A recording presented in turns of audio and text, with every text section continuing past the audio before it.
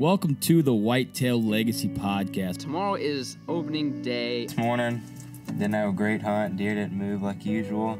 We just got set up in the middle of this bedding thicket. We've been saving this spot from the rut. I think it's a nice buck.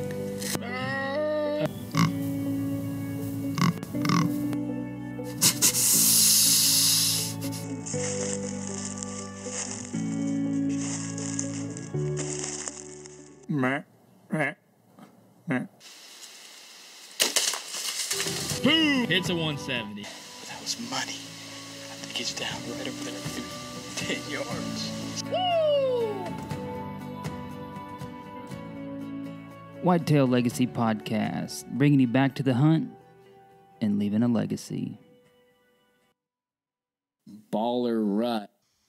All right, guys, Whitetail Legacy Wednesday. I'm coming at you from La Crosse, Wisconsin on this episode.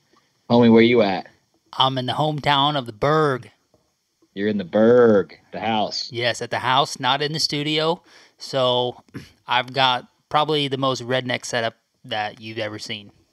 I know. My setup's just downsized way much. I just had to call you. It's the easiest podcast I've ever been on. I would say I've got the computer on the table, about 6 beers over here, the soundboard, microphone box. So I got stuff everywhere. Probably not going to be talking right by the end of this because I'm at home. I don't have to drive home, so I'm just going to be cracking beers. No holding back tonight. Perfect. All right, guys. Well, we wanted to bring this episode to you. I'm on the road working, so we had a little struggle getting together. We got so much pre-work we need to do for season, which we're going to leave for other episode. But this is how we're going to do this one. We're going to get through the partners real quick and get right into the show. So I'm going to start off with Ingram's on this one. Ingram's Outdoor Obsession. Check him out, Instagram, Facebook, all your taxidermy needs. He's cranked out 3 bucks this week, I think. So yeah, I seen them, and man, they look good. Did you see the split G2 on that 1 buck he had? Yeah. Oh man, that was crazy deep. Yeah, pretty sweet. So he's putting in a lot of work. It's crazy that it's like not even close to deer season, and he's just looking at deer all the time. Yeah. So that'd be one perk. Yep, for sure. I'll start off here with Veteran Innovative Products, the VIP. He does have a special going on right now. You can get a full setup of the mouth diaphragm calls if you purchase 2 packs of Veteran broadheads. You'll get them mouth calls for free. So I can't remember how much value he said you're saving if you do that, but 2 packs of broadheads get you set up with a full line of the mouth diaphragm calls. Yeah, that's sweet. We haven't got our calls yet. I'm excited to get them. I know. I've got a couple people messaging me asking me if we've got the calls yet, and I said no, but can't wait to get them and give them a run. So going into the VIP Veteran Broadhead shout-out, this week we got Kevin Flack. He was in the Army for 7 years as an infantry squad leader, was a part of OEF and OIF, Enduring Freedom and Enduring Iraqi Freedom.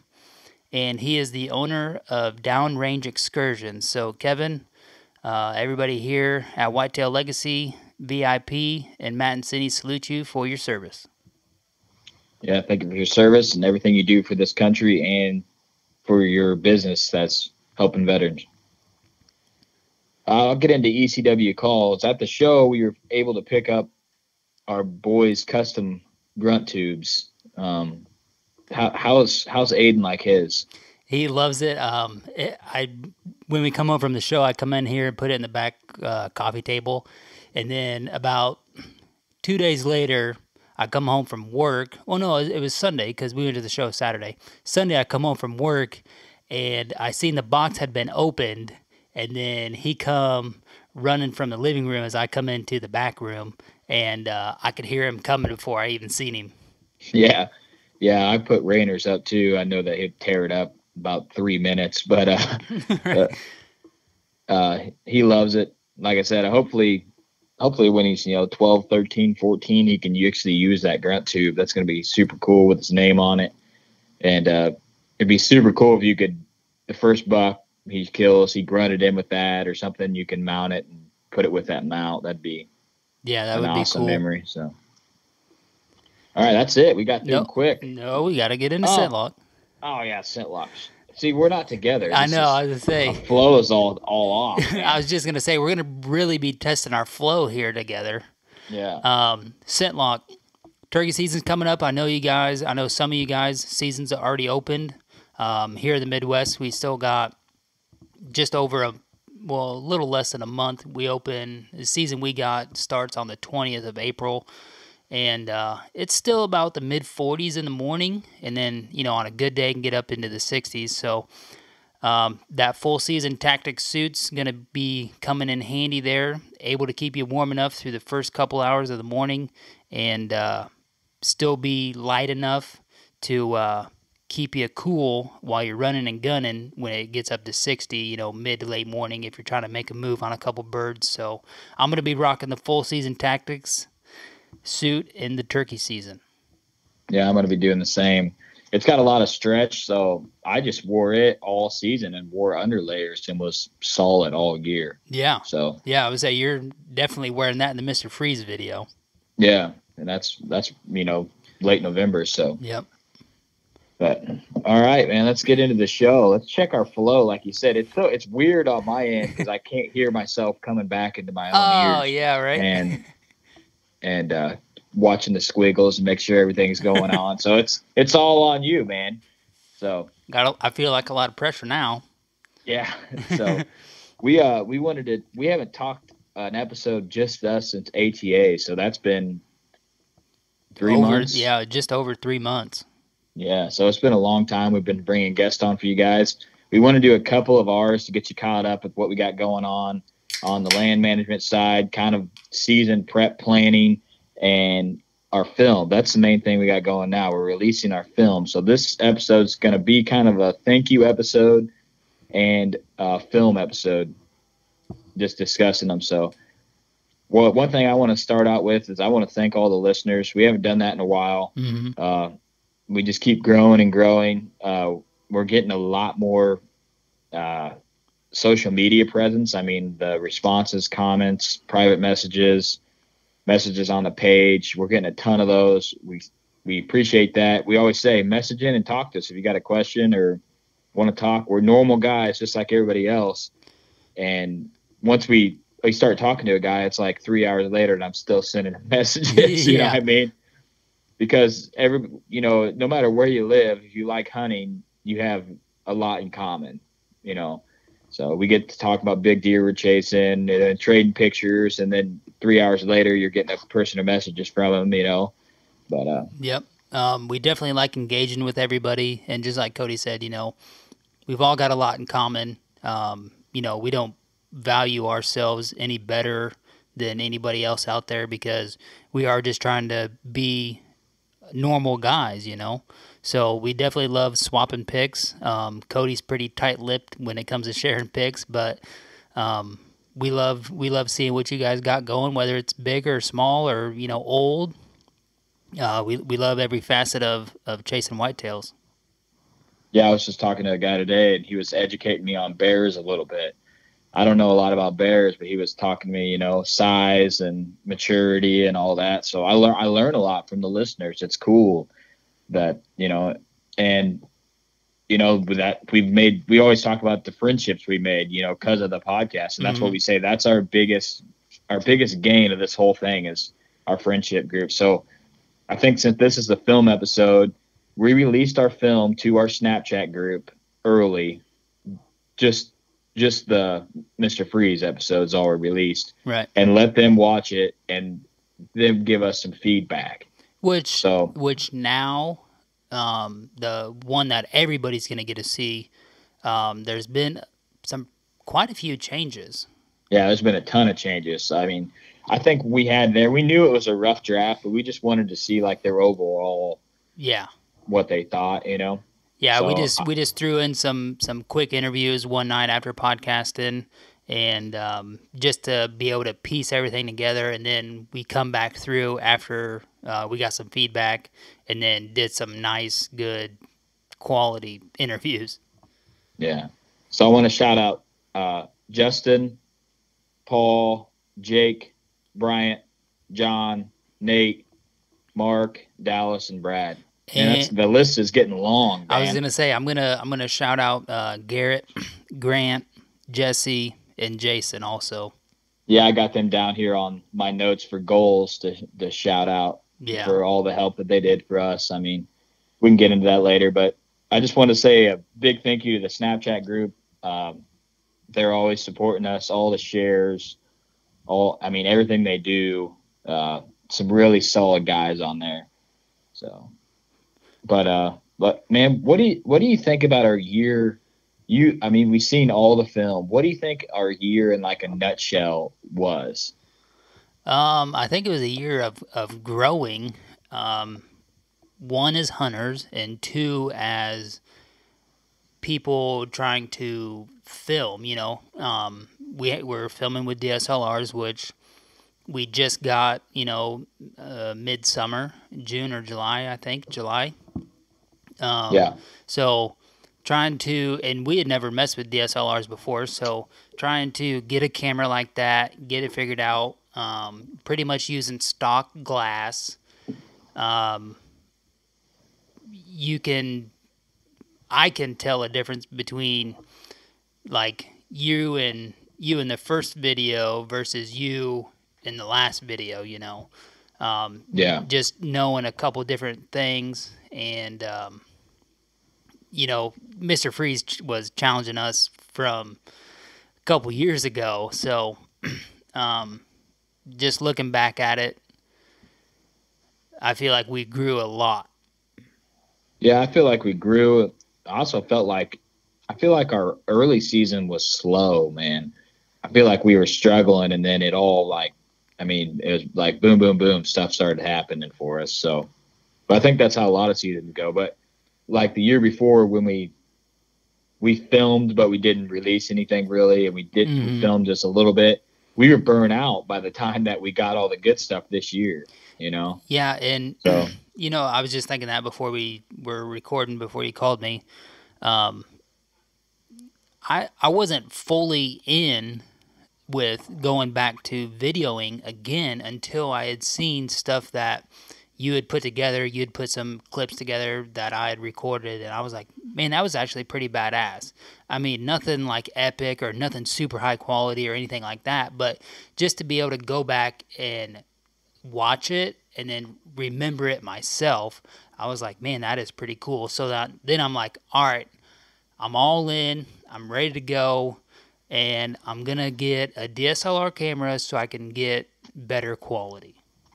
Yeah, and we wanted to do the pick content creation deal also, so we went DSLR route, which I'm really glad we do. And now it's one of the biggest wormholes we could ever open up. We both updated glass. We're talking about updating bodies, and just a never ending. You can always. One thing I really like about us is we don't try to compete with anybody. We're trying to be the best we can be. You know what I mean? Mm-hmm. And we look at our stuff and we're nitpicky about it. And I'm sure a lot of other people are too, but we're like, man, we could do, if we filmed it right now, we could do so much better. Yeah, exactly. So that's a lot of stuff we got coming up. One thing for the listeners, all the videos are going to be on YouTube. So subscribe to the YouTube at Whitetail Legacy. Follow all our social media. We'll be posting kind of like pump up hype pics, maybe videos of each film before they're released. That we're on Instagram, Twitter, and Facebook. Twitter's a great content area for us. We have a lot of fun with it. But make sure and subscribe to the YouTube so you can follow our film. Hopefully we'll be able to bring you these 5 and then go right into turkey film right away. So Yep. We're going to release every Tuesday. So actually the first film dropped yesterday. We're dads, like we just said in our preview video, we're dads, so we can't record this like immediately and then turn around in a day and produce it. So we're still 2 or 3 days out from our first video dropping, which we'll get into that here in a minute. But be sure to get in on the YouTube. Yeah, I mean, we mentioned it in the intro, but the reason we're doing this, me over the phone, is I've been traveling for work, and I was home one day last weekend, and then turned around and left, and then I did some land management stuff we had to do that Yeah, I one was gonna day say, I was there. it's not like you were home just sitting on the couch enjoying time with the kids and the wife. I mean, you had some work that you wanted to do in order for you to be able to hunt a property. Yeah, so I mean, I got that done, but we still have a lot more work to do on said property. Yeah, Boonertown, Booner Motel. Booner We got to Motel. change the name. It's Booner Motel. Yeah. We're changing the name. Change Booner it. Motel. Officially changing it right now. Yeah, cameras have got to change and everything. So, Booner Motel, we got to do a prescribed burn on it, about 10 acres. I would say we've got a little bit more to burn than what we initially had been game planning for too. Yeah, and then I'd like to get some stand work done, and it was either record this podcast or try to get that stuff done. And then with both of us 2 kids, I got one on the way, 2 wives that work, and it's hard to it's hard to have a podcast, edit it, produce it, export it, and everything while working, as many hours as we do on the railroad. Yeah. So, did you say kid on the way? yeah. Oh. So, yeah, I got another kid on the way. Be a triple deep dad. Ooh. So I'm excited. I wanted 3. So, hey, what can you say? I'm done. I'm tagged out. Right. I was talking all that shit in the Snapchat group, and then literally the next morning at the briefing at work, my wife's texting me about having a baby and this and that, and I was like, I told you, dude. man. I told you. I was said, like, no. Once I announce, it's on. Yeah, but she's Girl. talking like 5-6 years. I'm like, there's no way. I'm like, I'm not resetting the 18, 19-year clock in 5 or 6 years again. There's no way. You got to pump them out, man. Yeah. If you want to have 3, you got to pump them out. It's going to be utter chaos for about 8 years, and then you're going to be solid. I know. Not happening. Yeah. I shut it down. But that's the reason that we are doing this over the phone. So let's get into our film. We've been BSing here long enough. Our first film that's going to release is Beginnings, and that's a short one, right? That's a 5-minute. Yeah, it's 4.5, 5 minutes.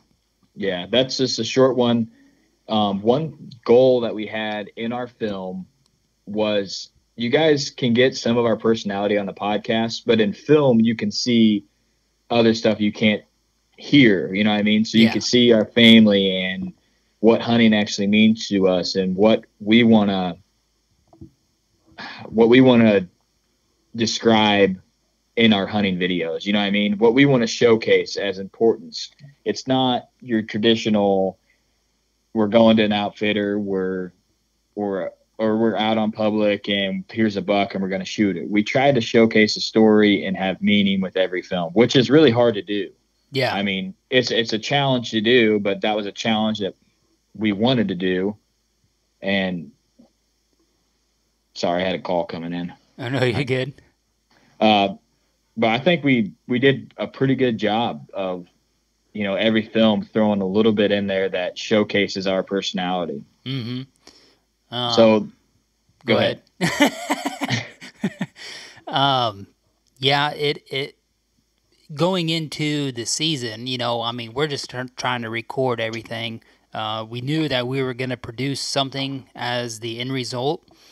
We just didn't know the style of the legacy that we're going to record. So that was kind of hard, but we've got a really good idea now of how we're going to record all of our films or hunts or whatever you want to call it from here on out. And just like Cody said, it's going to pack a message and it's going to showcase who we are, what we believe in, what hunting means to us, and tell a story. Yeah, that's what we're trying to do is just break it down to, like, number one, it's the beginnings. Everybody started somewhere hunting, right? And I feel like no one ever goes back all the way to the beginning and showcases that. Well, I had the opportunity to do that. My kid's very first ever hunt into the field, right? Where we're actually going to take a weapon into the field and kill some game, right? And dove hunting as a 3-year-old, there's not a lot of hunting that you can get your kids involved in, right? He's not going to go sit in a deer stand or turkey blind and be cool for more than 15 minutes. Yeah. But dove hunting, I mean, you can get him there. You don't really have to be super still. You can talk. You can be loud. So I got to showcase him, how we're gonna kill these birds, what we have to do legally to be able to do this. So like he asked me the other day if we're gonna get in. He understands. I said it's getting warmer again. The birds are gonna come back, and then he said, "Yeah, do you think we're gonna get a draw for a tag?" I'm like, the kid remembers everything, so he understands that where we're at, you're gonna have to get drawn for a tag, and so. Yeah, a drone shot of that meeting or the draw, would have been cool. Yeah, it would have been really cool. That's Yeah. some stuff we're going to be able to do next year, is to be able to showcase a lot more. If you have more gear and the style that you want to film in, you can do that throughout the year and get the shots that you need to do a better job. And that's what we're going to be able to do. But For sure. I got to take it all the way back to the beginning. This hunt's just me and my kid, and it's special to me because this is something I get to have for the rest of my life, and I get to showcase it with you guys. And my hope showcasing this to everybody out there is they think, well, my kid's 3 or my kid's 4.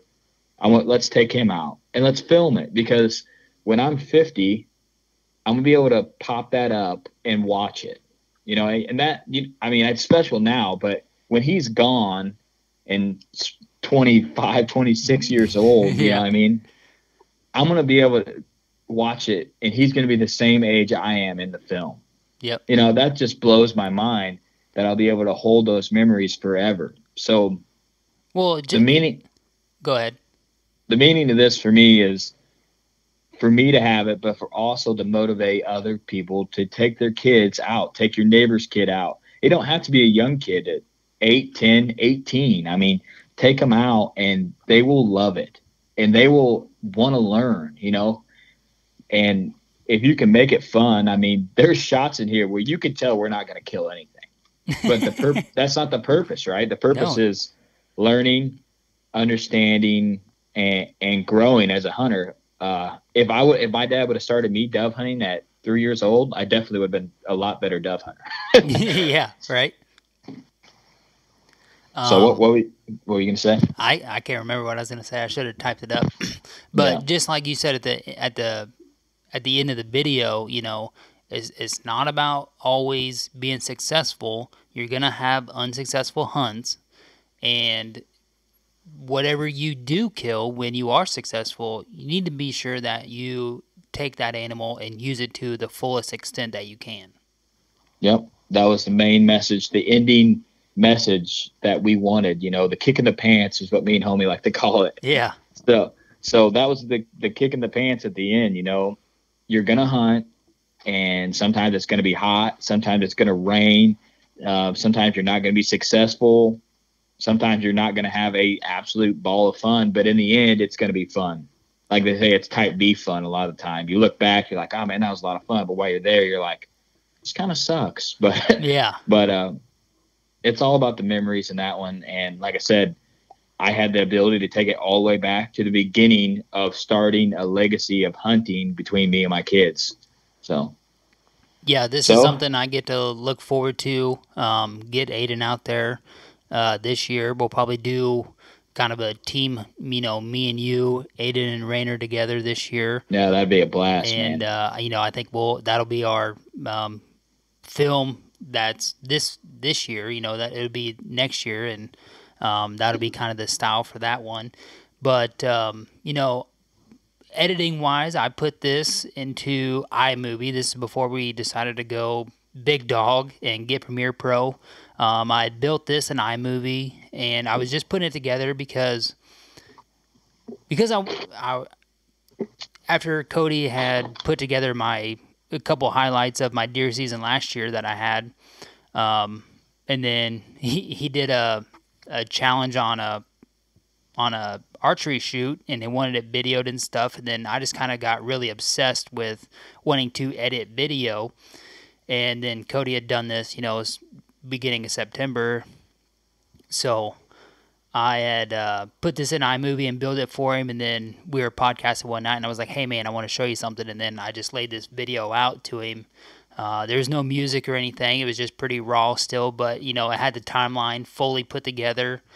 And, I know you really... It was emotional, man. Yeah. It was emotional. I would say, I know you really appreciated it, and I got to work on my editing, very early editing skills, and it just kind of worked out for everybody the way it happened. And I knew you'd love it, and I can't wait to produce another one like that. Yeah, it's gonna be cool to get them both out there. Yeah, and film it. That's gonna be really neat. So number 2 film is Legacy, right? Yep. So we went all the way to the end with this one, right? We started at the beginning. Mm-hmm. We went all the way to the end, which we probably should have put it number 5, but we put it number 2. but we did the ending, right? And this is a hunt with my grandpa, right? So me and my grandpa hunted quite a bit before, but I was just asking my grandma for pictures, and we don't. Oh yeah, that's what I was gonna say. Just like you were talking when Rainer's gone, and I was gonna bring up the point that me and you were just talking. We wish we had pictures and videos of when we started hunting, because it would be cool to look back on now. 17 years or so.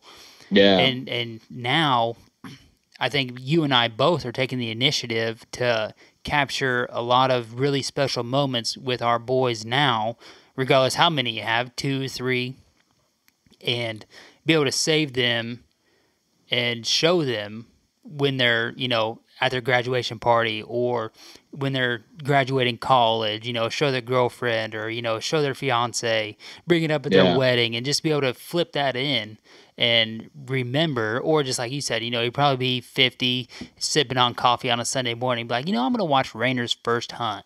The dude was 3 years old, Yeah, I know. So that'll be pretty, that's what I was going to bring up. Yeah, it's going to be epic, man. Yeah. So number 2, we went all the way to the end, right? And a lot of the beginnings for people starts with hunting with their grandpa, right? But for me, I didn't hunt with him a lot when I was younger. When I got a little older, I started hunting with him. But now he's at the end of the legacy of hunting, right? He cares about other people being more successful than himself. And I think that you go through the phases, right? You go through kill anything, kill something with horns, kill a big buck, have your kid kill a deer, and then you're at the end where you're like, I want to see other people be successful, but I'm still going to hunt and try to be successful also. Yeah, he's taking that journey of the sportsman, Yep. So I wanted to make it a factor that I traveled down there, bought the tags and everything, and he wanted me to be successful as something fierce, right? Mm-hmm. But I wanted him to be successful. The reason of me going down there wasn't for me to kill a deer. It was to have a memory filmed of my grandpa, right? Because we have nothing. No, I asked my grandma for pics of a nice buck I shot with him, I don't know, a few years ago, quite a while back, and you can't find them, you know what I mean? So people lose this stuff, and now we have it documented. This is my grandpa's first kill on film, first, kill with him, my cousin and me, 2 grandsons in the blind with him at the same time, right? So that's super special stuff, and this film's going to relate to the people that, hunted with the grandpa and enjoyed that, the passion you can see in his eyes, even at that age. That's something that I want to have, right? Mm-hmm. So he was stoked to shoot that doe. I was more stoked than him, I think.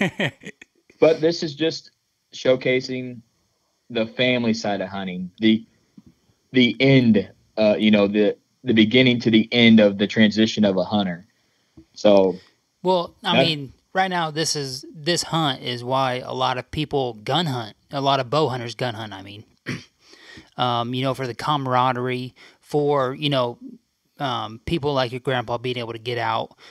He might not be able to draw a bow back. I don't know if he can or not, but this is why a lot of people gun hunt, because it can get everybody involved, from a little kid all the way until, your last day.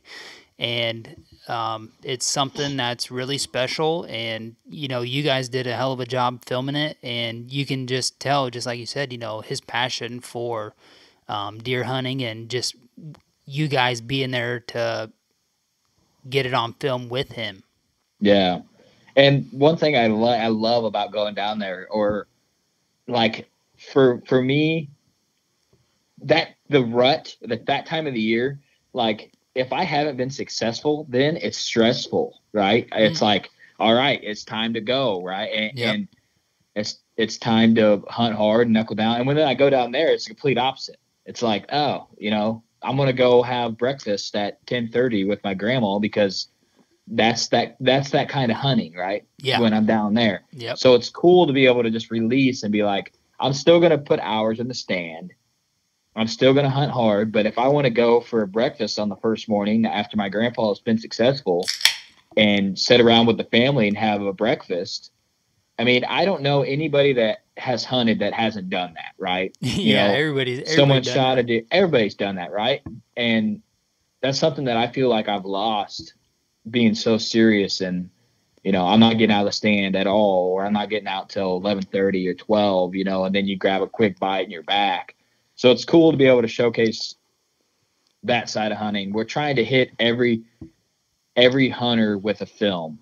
We're not just bow hunting. We're doing it all. We're hunting with different people, young, old. We're trying to hit everybody and show the fun of hunting, right? Yeah. I'm going to say, I mean, we don't frown on any kind of hunting. If you're gun hunting, if you're crossbow hunting, if you're just strictly compound, we just love hunting. We do all types of it, and we love the camaraderie just as much as we love the big bucks, For sure. And hunting is a great way to get that. I think every guy needs that guy, right? That he could just go out and go hunting with, just as relief from work, from family. And this was it. It was me and my cousin traveling down, just hanging out together. Shout out to Dallas. He did a lot of the filming in this. Never touched my camera before. I would have loved to have been in the truck ride on the way down and back, just to experience that, Yeah. So let's get into the third film finale. This is your baby. Yep. So I'll let you cover it, and then I got some stuff I'll hit at the end. All right. You guys have, if you've been listening, you guys have heard me talk about Mrs. Goods. I start off with getting permission from her to be able to walk just straight into my buck nest. That's basically what this film revolves around, is the buck nest stand. It used to be a sanctuary. Nobody really hunted over there because it's really thick. There's a couple of ridges and deep draws. One where the deer I shot died in. So Cody had the pleasure of trying to drag the deer out of that. I had it out of the draw before you even got back. Right? I had to go put my bow down in the field, and then I get back into the woods, and Cody's already up through the draw. I'm like, damn, put in some work now. But that's why I called you, though. Nobody else is going to do that. But, just, an area is good, and you guys have left it alone, but your time on a property is coming to an end, so you're making a move, and people have hunted in that general area, but you're just going to dive in is pretty much what I did. And, I didn't get it right on the first attempt of stand placement. I had to move it. Shed hunting over there is always really good. And just because it's so thick, it's good winter cover. And close to food. Yep, close to food. This year wasn't as good as October as it normally is, or as it was the year before, because the field that it's close to was corn, and then the year before that it was beans. So it kind of died off, and it wasn't the same. So I shot my deer obviously November 14th, and then it's just a transition there, just getting into a new area that nobody's ever really been in and hunted, hanging a camera, learning the camera, and trying to translate information from the year before to the next year to hopefully help you be successful. Yeah, shout out to you. That's what I wanted to put in this. It may be your last year there. You're not 100% sure. The landowner's still on the edge, kind of like my landowner. Yeah, when, right. When you don't have like a for sure like 5-year lease, or you're doing year to year, or you get permission somewhere, you're always on the edge every year waiting to get permission or not. So, but props to you for diving in there.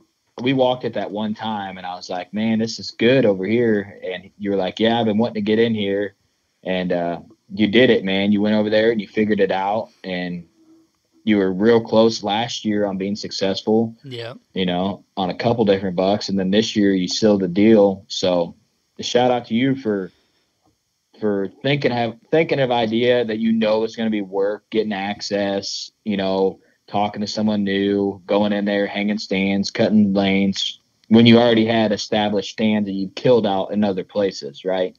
But Yep. this is probably better. So props to you for putting in the work to get in there.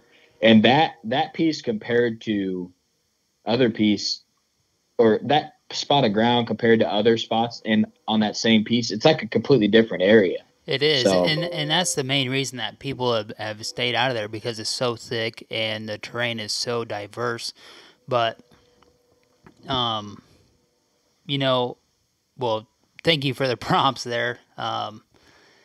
It's just the drive to challenge yourself as a bow hunter to explore places that have been untouched. And yeah. And it's not going to be my last year there. As far as I know, I just talked to the landowner. I was down there pulling stands and stuff. He said, as far as the foreseeable future, we're all good. So that's good news. It's at least good news coming out of season. So just like you had said there, thinking about good access, the access to that stand is what's made that stand great for me. If I didn't have the access that I do, there's no way I would be able to hunt that and it'd still be as successful as, even camera wise, trail cam wise, let alone hunting. I mean, hunting, it'd be blown out. Even just walking in there for the trail cam. Did you have something to say there? Oh, no, I'm just saying, yeah, if you didn't have that access, you wouldn't be able to hunt it. And that's something that you cover in the film, Yeah. I can't believe, I think you say, I'm going to go check this spot out, but if I can't get this access, I'm not going to hunt it. Even though it's incredibly good. Right. Because the bucks that have been shot coming out of there, and then the trail cam knowledge that you have, sometimes it's just not worth it. You know what I mean? Sometimes you just have to be like, man, I really wish I could do that, but I just can't. It would be maybe a 1 or 2 day pack in as you go if you didn't have the access that I do. Yeah. And then you're just basing it off a rut. You go in there in the rut, and then say you have an off day in the rut. Yeah, I mean, then you're like, well, this spot ain't worth a damn. So.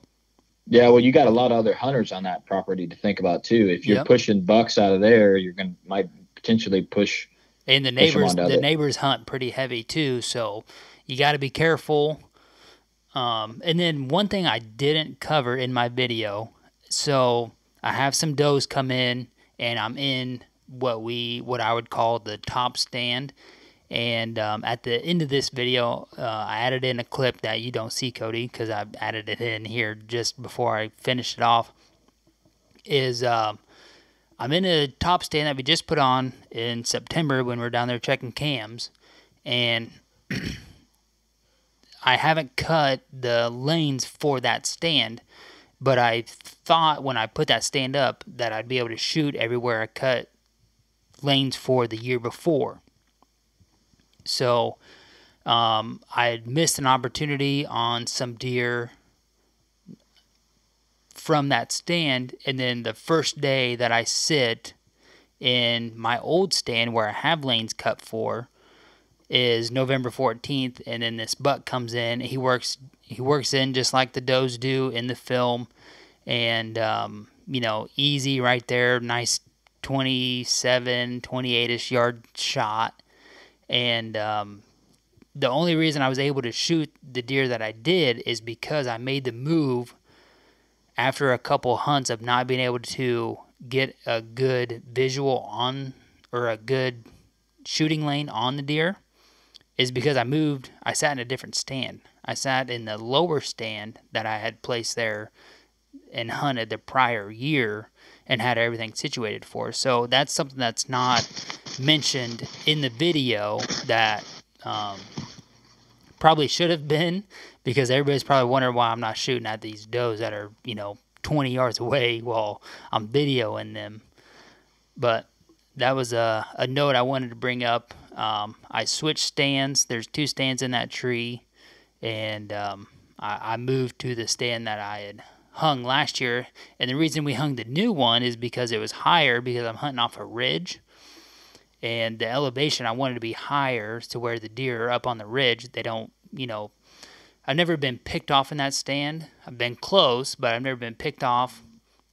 But I just felt like I needed to be higher, because I'm almost just eye level with them when they're on the ridge, which is their main course of travel.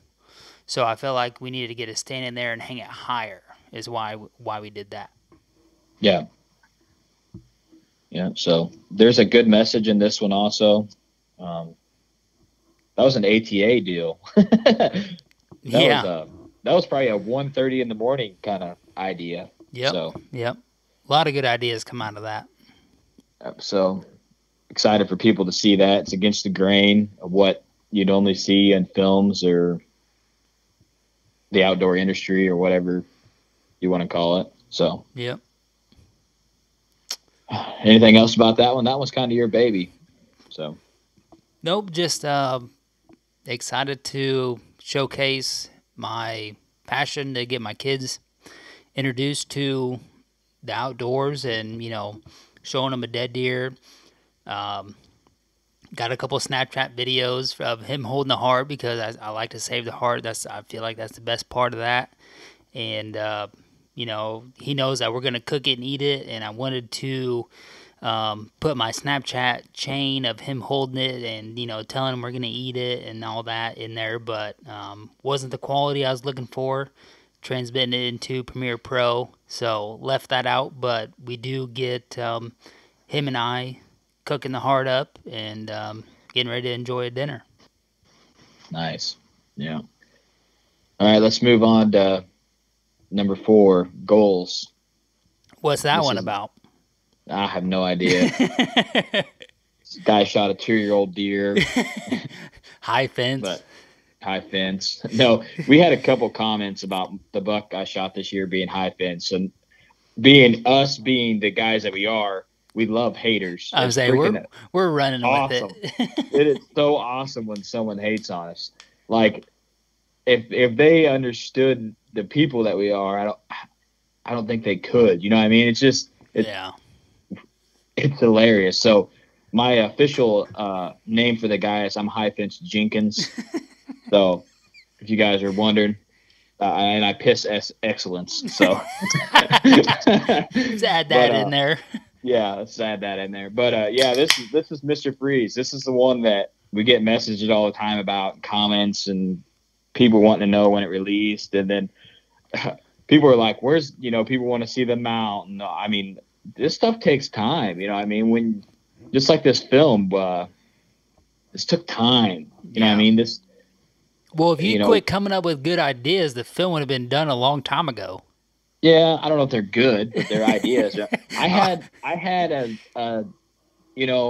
a mission in my mind of what I wanted to do if I shot this deer before I even shot him, right? And that's how you should film. Yeah. But I didn't film like I was going to kill him. So. Right. I mean, such a long story and history. You're just like, man, dude. You're like, and the problem is the acreage, right? It's like the deer's here, right? And the potential's there, but is it gonna happen? The odds were not in our favor, bro. I mean, they were low. No, yeah. Right? I mean, I he feel was like there. your best chance was like 6 minutes before daylight when he come in through on a Saturday and you're at work. I was like, dude, that was your chance. Yeah, that was my chance. 15 yards from your stand. Yeah. I mean, he frequented that ground a lot more that year, and that's, that had to deal a lot with it, but our access was huge. We never bumped him off. We did some dumb access stuff, but it pays off. That's one thing we need to do preseason. We need to go in that creek and cut all that stuff out. I wouldn't say dumb. I would think that we're just being more aware of maybe how he was frequenting the property.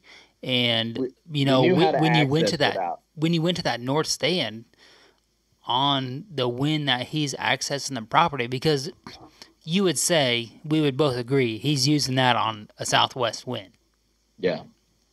So we become more aware of the weather when he would like to be there. And then I feel like since he was more frequent on cams, we put in more work. It wasn't just like a random buck we got a couple times. It was a buck that was there. So we put in work. Like, I mean, there for the amount of acreage it is, 21 acres, the amount of cams we had, the amount of cam moving we had in the moving stuff and pouring down rain and lightning and, yeah. Right. So the access was good, and this stuff, that's why it's like the dumb access. Like, it's pouring down rain, and I'm like, well, I'm going to go out there. Or someone just walked the whole property that I wasn't expecting walking there, and I got it on trail cam. Now is the time to go drop everything and go check all the cams because they done blew everything out of there. You know what I mean? For sure. So I forgot about that. One good prop to mobile cams, if someone's out there, so you can go. If someone's out there, whether they're supposed to be there or not, and they walk through wearing blue flannel. That they've already busted everything, so you might as well go take everything. But this film is about Mr. Freeze, the buck I killed in November. I think it's hilarious. Some haters. I got the high fence comments, then I got the gun comments. And this is, I'm saying it right now. I shot him with a shotgun at about 55 yards. So all the people know that this is a gun kill. It's not a bow kill. And you know what? I'm hella proud, just like if I had shot it with a bow. I don't care. I want to put that out there where we talked about the film. You'll see in this film what the deer means to me, right? It's a giant deer, but it means way more than that. Is this the first deer you've had like good history with? Well, Homeboy, I had some, but not year after year like that where I was obsessive. Like, I don't know if you, like I said, if we added up the time that we just talked about this deer, dude. It's insane, and plans of what we were going to do, I don't even know the amount of hours, text messages, and for me to seal the deal, it's surreal, right? So I wanted the film to feel kind of like surreal, like, wow, this happened. And it happened to a guy like us. That's another thing we need to address. We get messages and comments and stuff, and people think that we're good hunters, or they think that we're something or somebody, and we're not, right? Mm-hmm. We put a lot of effort into killing these bucks. Yeah, we've had pretty good success. Yeah, but we're not good hunters in my mind.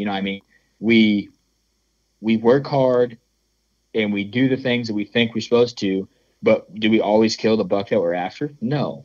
No, hell no. You know what I mean? And that's something that I think we need to address, because we get comments and people are like, oh man, you shot a giant buck. That doesn't mean shit. You know what I mean? It doesn't mean shit. It doesn't make me a better hunter than you. You know what I mean? Yeah. It doesn't matter how many I got on the wall. It doesn't matter any of it. Everybody starts at a different time. Some people might have had help to become a better hunter faster. It's all situational. Homie knows I love to say that word, but it is. It's situational to everybody. But I just want to put that out there. Just because I shot this deer, I'm not a good hunter because it was in a high fence anyway, so it doesn't even count. Hell yes, it was. And I shot it with a gun, so it doesn't count anyway. Oh yeah. Scratch that off. Yeah, so putting that out there for the people that are haters. Oh man, but that's great. Man, we put a lot of work in this film. This was our baby. I mean, I put you through the ringer on this one. You would send me a little bit of edits, and I'd be like, got to change that or got to change this. And I go full send in this one, guys. I release a lot of stuff that I feel like some people wouldn't, right? I mean, yep. I'm emotional.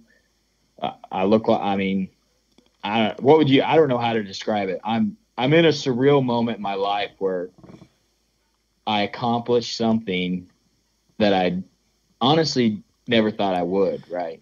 Yeah. You know, while I was recording your reaction, I was like, I cannot believe he's doing this while I'm standing here with a camera pointed right at his face. Yeah. You know, I put it all out there, you know. Maybe because I ended up crying before we even drug him a foot, you know. So I'm just trying to put myself in your shoes. I probably would have done the same thing.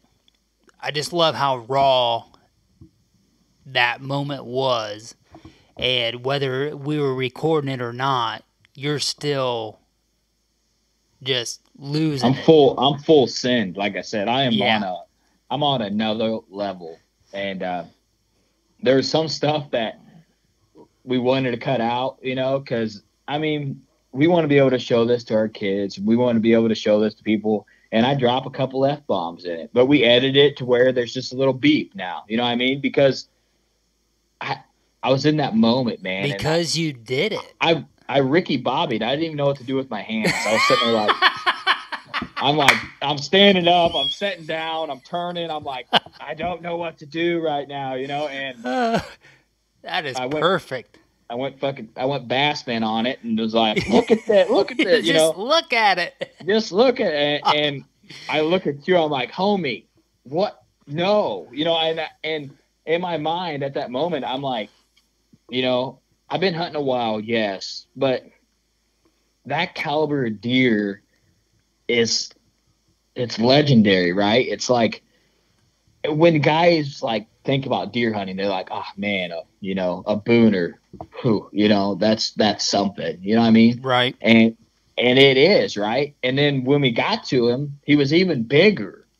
Like, I'm looking at this deer, I'm like, this deer is giant. You know, we had a lot of trail cam pics of him, but trail cams don't do justice on a lot of these. The problem is like so the only like full square on picture we have of him is in velvet, and it's what, August 8th or something. Yeah.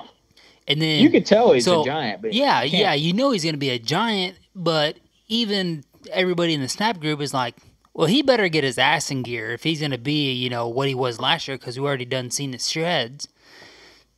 So, you know, at that point we're like, man, you know, maybe he's going downhill, or, you know, he's not going to be what he's going to be. And kind of had us worried, but then, you know, we get him hard-horned earlier than we ever have. And we're like, oh, no, dude, he is way bigger than he was last year. Yeah. I mean, we were thinking in the 180s, you know, high 170s, 180s. And he ended up being in the 190s. So, but one thing I like to say, you're going to watch this film, and when I shoot the deer, like, I don't automatically freak out because I don't know it's that buck. Yeah, that, you know? just like notating mine. Like, I moved down to the lower stand. That's not notated in the video. And yeah, so I'm looking. So I haven't shot a buck at all this point, trying to kill this deer, and I'm looking at this 8-pointer with big old brows and just a real solid 8, got kickers, and I'm like, this is a mid 130s 8, and he's at 80 yards, and I could kill him right now. I mean, that's a solid 8, dude. Yeah, That's it a was a great. solid It was a 8. great buck, and I'm like, I'm not gonna do it. And that's the only deer we'd seen that morning, and it's like 9:00, And I'm like, I'm not gonna do it. I'm just gonna wait, And I text homie, I'm like, I just passed a really solid deer, and And I'm kicking him in the ass. I'm yeah, giving him the and full rundown. you're like, what did you do that for? That was dumb. And then I just explained it to him, and I had my buddy Jake with me. Shout out to him. He's the Yes. one that actually got the footage. Because when this deer came in, I was like, I'm done. It's over. I'm not camera guy anymore. Yep. So this deer, he comes off the neighbor, and I think he's on like a full trot in my mind, which I have no idea why, because I watched the footage and he's like just strolling. You know what I mean? And he comes off the neighbors, and he's on my piece maybe like 100 yards. And at this point, I'm on him, and my scope's on max power because I was looking at this other 8-pointer at 80 yards at his rack, really trying to get a good feel of what he was. So I have to put the gun down, back the gun off, put the scope back on him, and then he's got like 2 branches that are tiny that he's got to clear, and then there's nothing. So, and I tell homie, I never look at the rack. Like, I looked at his rack for 3 seconds when he hopped the fence, and I was like, Jake goes, there's a buck. I look at him, he's hopping the fence, and I'm like, oh my, okay, that's a shooter, right? Same with my deer, but it's the opposite way. Like, you're shooting a giant. I'm shooting just, solid buck. In my mind, when there was a 180 cruising through the woods, I was like, oh, I'll know it's 180, right? Mm-hmm. Yeah. I was like, oh, I'll know right away. And I told homie, I said, you guys heard the story if you listened. But anyways, he hops the fence, and, I shoot him, and he crashes 70 yards from us. And Jake's freaking out. I'm freaking out, And then in the film, you get to see, again, what we like to do in hunting. I get to get my kids involved, my whole family. I get to get my whole family involved. And it was really fun. I get to showcase friendship between, me and homie and me and Jake. When you shoot, like for me, that is a huge deal. Like for other guys that might not, right? They might shoot a lot of big deer. They might, have done it 10 times. But for me, it was an epic moment in my life as a hunter. And luckily my wife understands that. But I wanted to make the film about you guys, about the people that did it with me and not about myself. Make it about the deer, the legend of that deer, and the people around me when I harvest that deer. You know what I mean? Because we had a hell of a day that day, right? I mean, after we killed him, we had to go drag your doe out, and you're not going to see I shot this deer because I was here and, that I'm a good hunter, or you're going to see none of that, Oh, the only reason I killed this deer is because I was in this area, and you're not going to see any of that. It's the way I think it should be done for us, right? Yeah. The way we want to do it, but it's a lot of fun. I'm excited for that to release because that's the one everybody's been waiting on ever since I shot the deer. A week later, people were like, well, where's the footage? Where's the footage? I'm like, stuff, it takes time, man, to get it right. Yeah. And could we have done a better job? Yeah. Me and homie goes, I wish we would have killed this deer 5 years from now, and we would have had all that more skill. Yeah. And I wish that button buck. I wish he was a button buck right now. Yeah, and then filming. Yeah, just have the story because in 5 years, how much better we're going to be at filming, capturing a story. It just all of a sudden a 190 is in your lap, and it's your first year trying to produce something. Yeah, but we knew that going in. We knew that this deer was there. We knew we had a really good chance to kill him. We had a chance to kill him. 21 acres when all the neighbors know he's there, so yeah, it's tough to do, but we were blessed with the opportunity to do it. And I hope we gave credit to the buck and what you should do when you shoot a 190, right? Yeah. And the meaning of that, and the meaning message that we wanted to instill in that film was, again, I'm a nobody, right? I've killed some nice deer, yes, but am I anything special compared to anybody else? No. And I got it done on pure drive and not quitting. You know what I mean? So Yeah. if I can shoot a 190 and it's in my area, literally anyone can do it, right? I don't have any degrees in anything, but putting my ass in a seat in a stand, I got a pretty good degree in that. But I think everybody can pick up. You shot on a high fence with a gun. yeah, I mean everybody knows that. So once they hear that, they probably won't even watch the film, Right? They'll be like, "What is this guy freaking out for? It's a 190. You could shoot like a 260 on a high fence. Yeah. This is a baby." You know, I showed up that morning. I don't think we told this on the Mr. Freeze podcast, so that's why I'm going to say it. You had showed up that morning. I was already there, and you and Jake showed up 10 minutes after I did, and the main focus is trying to get Jake a doe, trying to get Jake his first deer. That's the main focus of the whole hunt on Saturday. And I asked you, I said, are you going to the north stand or, where do you want to go? Because the north stand's probably going to be a pretty good deal to get Jake a doe. And then it's going to be a nice, easy drag out and everything. It's the spot that we thought we were going to kill him. Yeah, I true. mean, we knew it was going to be one of those two spots, but yeah, because that's where the mobile cam's at, where he's passing through right at daylight. Yeah. So we knew that the potential to kill it both was there, but if he would have been coming south that day, you would have shot him.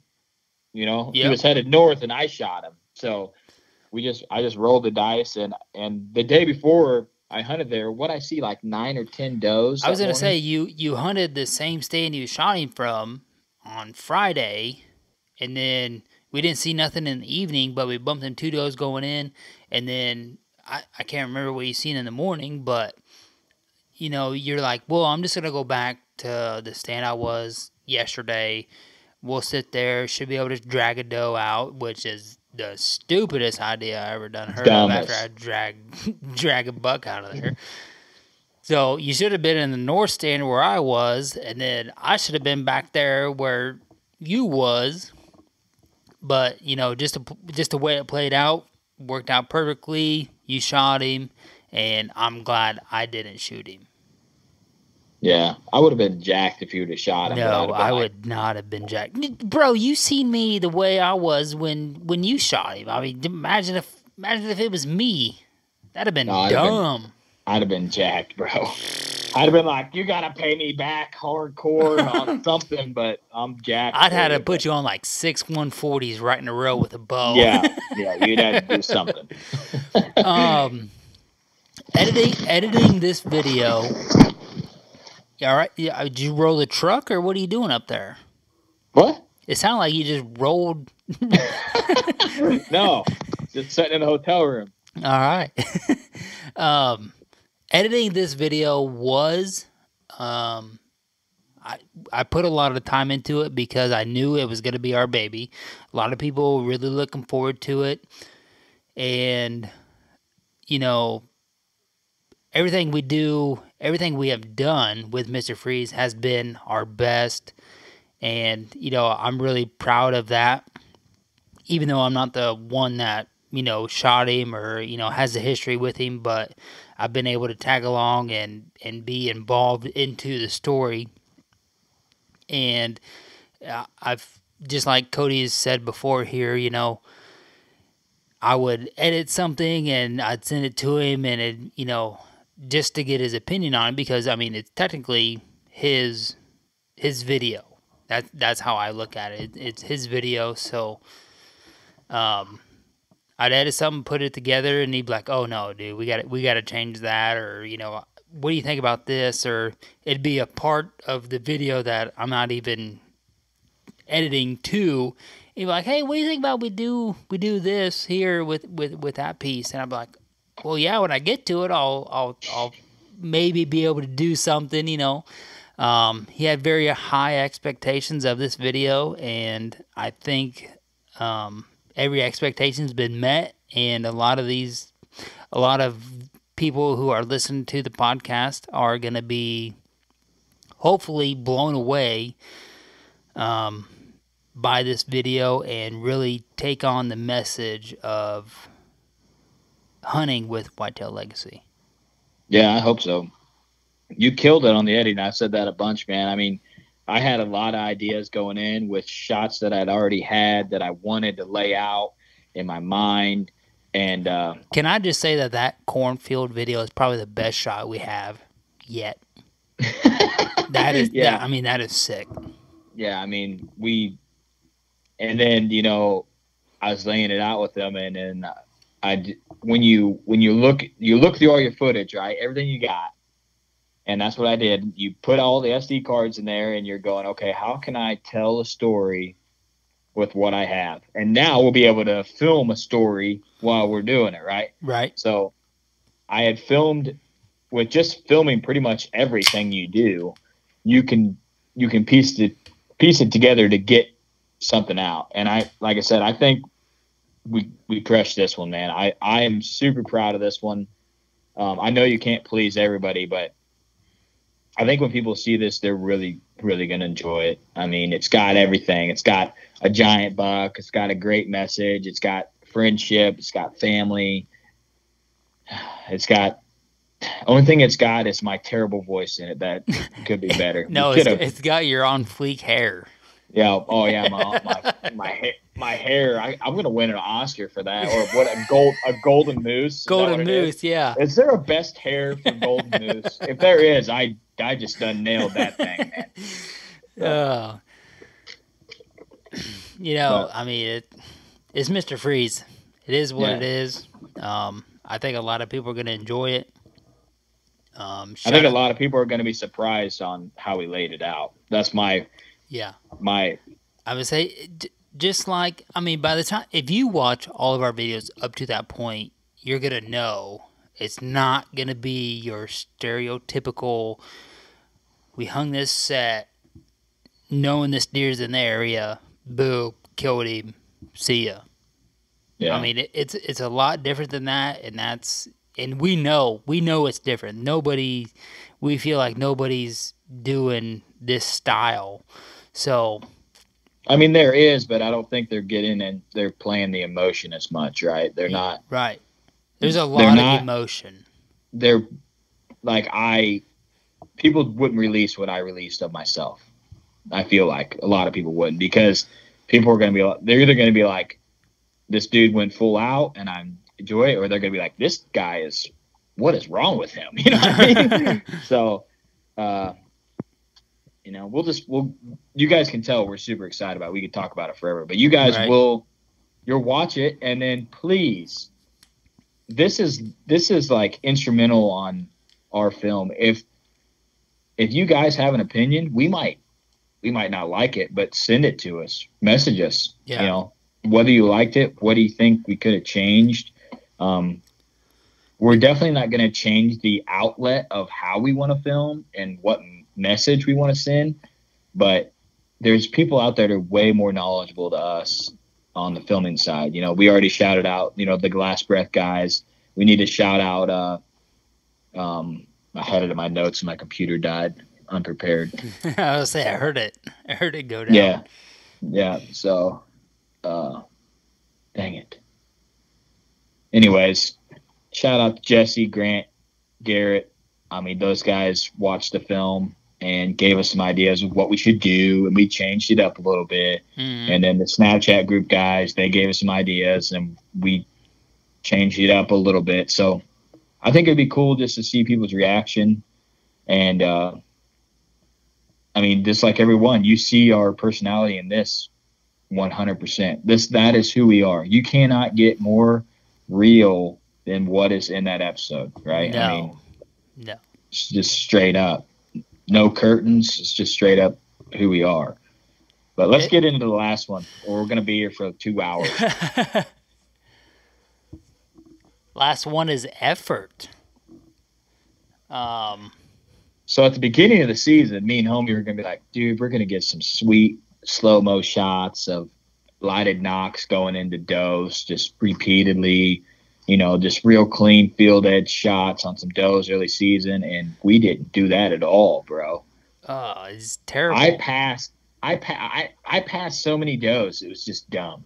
Like, on public, I don't even know how many I passed. I'm like, I should just shoot. And I had them right there in frame, perfect focus. Like, but I was like, I'm not going. I got time. Yeah. This is my lowest doe kill year I can remember, like, for a long time. Yeah, but the next thing you know, it's November 1st, and you're like, well, looking for a giant. Yeah, time to not shoot does. And another thing with being as heavily in the dad game as we are, the time to hunt is when that daylight savings time hits, boy. It's game savage. Changer. Yeah, game changer. There ain't no, I'm going to sneak out here for a couple hours. It's over, right? And that's the cutoff, and that's what it is. And then you got to make sure the kids have a place that the wife's working, and then it's just a disaster. And all the guys out there that have kids are like, yeah, we know exactly what you're talking about, man. Kids are always first, right? So, I'm not saying that was the definition factor. We definitely could have killed more does, both of us, but we just passed them. You know what I mean? Well, the thing is, before season started, we had both kind of made a pact that we want to get good footage. We want to, show you guys, we're killing deer, but we want to make it good, and we're not going to sacrifice a doe harvest over getting it on film. And that's kind of a new element to us, making sure everything's kosher. And it's hard doing it by yourself with a DSLR. But there is some pretty good encounters, and there's some pretty good mess-ups. Deer really close, and it just didn't quite all come together. And this just goes right back to the thing where we're not really good deer hunters. Right?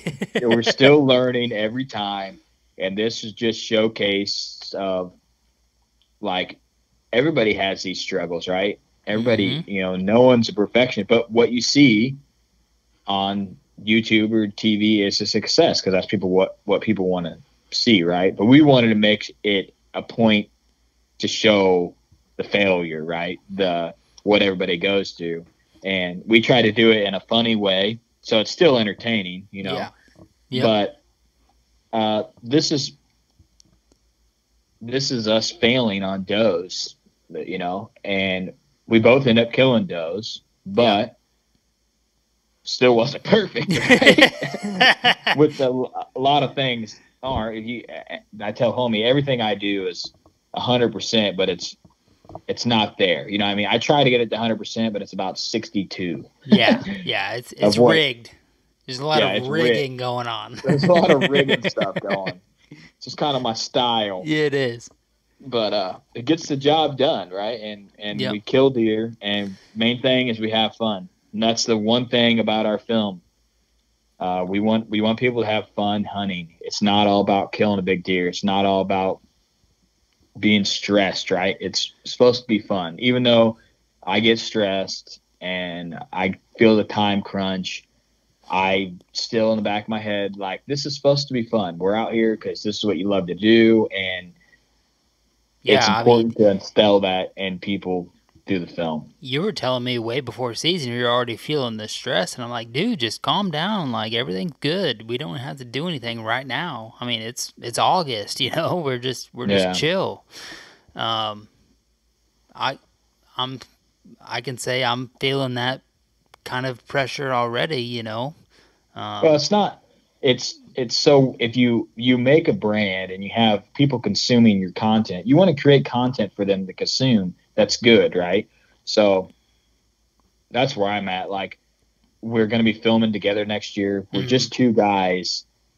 So you have to think the number of sets that we have to set that are going to be successful to get content, right? Right. Yeah. Going to be tough, man, but it's a challenge that I think we can do. We're putting in a lot of work off season to make that happen. That's going to make it a little bit easier on us, I believe, but we'll be able to bring better quality in the end for better consumption from the listeners or the viewers of the show. You know, just like our, you know, we bought all the gear to podcast with, and we didn't buy cheap stuff. We bought good stuff to get the quality where we wanted it. And same thing. We don't make a ton of money for doing this. We make no money from our film. This is literally for you guys to consume the right way, right? I mean, yeah. And the amount of effort packing in cameras, packing in bases, camera arms, tripods, checking your lighting 7,000 dang times on the DSLR. That's going to be the best thing about next season. I'm going to have someone to check the lighting, and I don't have to do it. Like, I can just hunt when I'm hunting. But and then they can just, like, delete it when it's, yeah. Oh, Savage. man, that'd be great. Just free up Good a whole learning. card. Good learning right there, man. All right, man. Well, like I said on the video on YouTube, one message I want to instill in you guys is if you want to film your stuff, film it. Make it fun. We had a blast filming. I wish we would have saved all the funny stuff that we did on film. Yeah. Like we saved my sweet lasso skills, but that's like the only good stuff that we got. But next year, being together, we'll have a lot more. I got that, and you dropping an arrow with a luminoc lit. But you drop a F-bomb in that, I'm pretty sure. Because you're not very happy. You know, stuff happens out there. No censorship in the woods. Nope, none. So, yeah, I can't wait for this next year of filming. You know, we're gonna be together a lot more, unless, you know, I'm working and you're going to public, or you're working, I'm going to public. Who knows when you're gonna get off the road and we can just actually do a podcast in person. Yeah, no. I put a bunch of bids in to get off, man. So yeah, I hope that comes in. We got a lot of preseason work to do, and doing these podcasts over the phone just ain't cutting it. Ain't the same, man. Right. But we got the content out for the listeners. That's the main part. We haven't missed a week yet, man. Haven't. And so we've been a year and a few months, so still making it happen. Whether it's, I mean, we're 300 miles away right now. I was to say, and this is pretty important. I mean, I just was talking to my dad on the phone last night, and I was like, you know, I mean, we're nobody podcasting, but I was like, we got one video that can go pretty good, and the video games where the big dicks are playing. So yeah, we're trying to. We're never gonna leave the podcast game. No. This is where it's at. But we're getting our toes wet in the video because you can show so much more in video. Like, there's probably people that have never seen my face, and they're kind of be like, "Man, I didn't even know that guy was that ugly." I mean, they're gonna be like, "I didn't know that guy looked like a 13-year-old." You know what I mean? So, yeah, I was trying to tell my dad. I was like, "Dad, you just can't, you know." I mean, I was texting him while you were taking the family back to the truck, and then before you were field dressing Mr. Freeze, and I was like, "You just can't get that through a text message. Like, we're gonna show you in video, like, what was actually going on, you know?" Yeah. I mean, the exact moment that you got up to Mr. Freeze is boom, it's right there. Yeah. Exact freaking moment I realized that it's him, and yeah, what did I just do? And, you know, and then the whole factor of, like I said, I haven't been hunting. I've been hunting a while, but like, I feel like there's guys out there that have just been grinding for years and years and years to shoot a giant like this and never have. And they're such a better hunter than I am, but they just haven't had the deer like that to chase, or the luck, you know. Yeah, of for him to being able just to shoot walk 'em. by when you're in the tree. But you Yeah. got him on cam, but he's just not walking by when you're in the tree, just that right moment at the right time. We put the work in to move that stand closer to where we knew he was going to pinch through that area, and it came together. But like I said, I say that in the film. A lot of people would never say that. They wouldn't put that out there. Mm-hmm. And you can't script that stuff. That's in the moment, my feelings like, okay, this, I don't deserve this deer. I haven't put in enough work. You know what I mean? But they're good to see it. We love Mr. Freeze, if you can't tell. I mean, Yeah. geez, It's the baby. it is the baby. Oh, we hope you guys enjoyed this episode. We hope you guys subscribe to the YouTube and watch our films. And like I said, if you feel anything from them, message us, man. Let us know. If you watched the first one or with homie with his kid, and you feel like you want to get your son out there, message us. I got some tips on that. I feel like I got more tips on that than killing big bucks. Right? I got some tips on that might help. If you're a guy out there that has just started hunting and you want to get your family involved, message us. We love that. The bad thing is we get hundreds and hundreds of listens per episode, and we know like 15 of the guys that are listening. Like we know them personally, right? Yep. And then there's all those other guys or women or that are out there that are listening, and we no connection with them at all. We don't know who you are. So it's weird to me that you listen to hours and hours and hours of my voice. And we can tell that we have people coming back like repeatedly and repeatedly because the numbers never fade. Even in the off season, they don't fade. Mm-hmm. It's ridiculous to me. It's April or March. They don't fade. I mean, they're still there. So this blows me away that you guys are coming to listen to us talk. So, but we got some big things coming in our film. We do, and then it's just a revolving door. We're gonna hopefully get through the film talk, update us, and then get right back into the knowledge of whitetail deer hunting, and hopefully bring you some successful turkey hunts, and then right back into the deer. It's a never-ending revolving door that everybody goes to. We're just going to document it and show it to you guys. So, we hope you guys enjoyed this episode. I know me and homie had fun talking about it, and talking over the phone this long. Me and homie talk all the time, so it's no big deal. Right. I normally like when someone talks this long, I'm like, man, thanks for taking the time to talk to me. But homie talks to me so much, it doesn't even matter. He probably would have been talking to me this long without this going on. Yeah. So. But hey, man, thanks for having me on your podcast. Yeah, it was dude. a lot of fun. I appreciate you coming on. I missed a workout for this. Today was cardio. I drank You seven. hate cardio anyways. I drank 7 beers instead of doing cardio today, so I appreciate that. Yeah. I do. I have that effect on people. So. I'm really glad I could come on your podcast and give you some knowledge of how to shoot deer with guns on high fence property. I know there's a lot of people out there that say they can do that kind of stuff, but they don't have the details like I do on it. So, did you see my comment on your post last night? I was gonna make a dad podcast with hunting on the side. So yeah, if we had more podcast time, I think we should definitely do that. Just host them both. Yeah, just pay to host them both on all con. Yeah, right off the same feed. We could totally get some Pampers Baby Wipes sponsors on there. For sure, that's what we really need.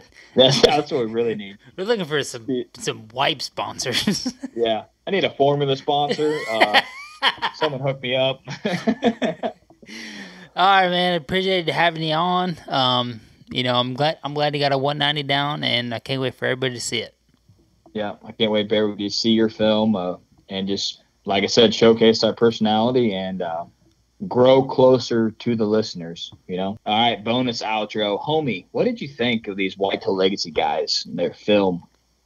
Them guys are solid. I'm really proud of them for starting to film this year and put it out and learn kind of how they want to film. I think they're kind of a joke. I don't really know how their film's going to go. I'm going to watch it, though, on YouTube. Yeah, I'm definitely going to watch it on YouTube. I'm not really expecting much because I know I could just tell by the way they speak that they're not good. So yeah, the homie guy seems all right. He seems all right. Did you feel like that guy shot that deer in the fence or not? I mean, they made them jokes or references. It was definitely in a fence. Yeah, it was definitely in the fence. Okay, all right. It's probably with a rifle. He said shotgun, but it's probably with a rifle. It's probably 240 yards running away. 4K zoomed in.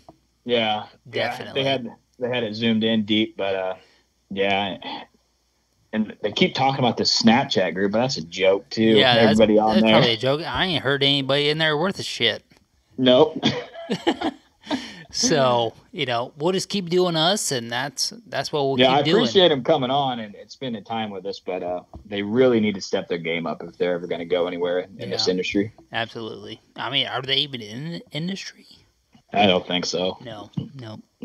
All right. Well, you want to close her out there, big dog? I mean, you're the one around here shooting the big deer, so I'll let you close it out. I'll close it out. Remember, don't be like the Whitetail Legacy boys. Always be a cool boy, and Whitetail Legacy's out.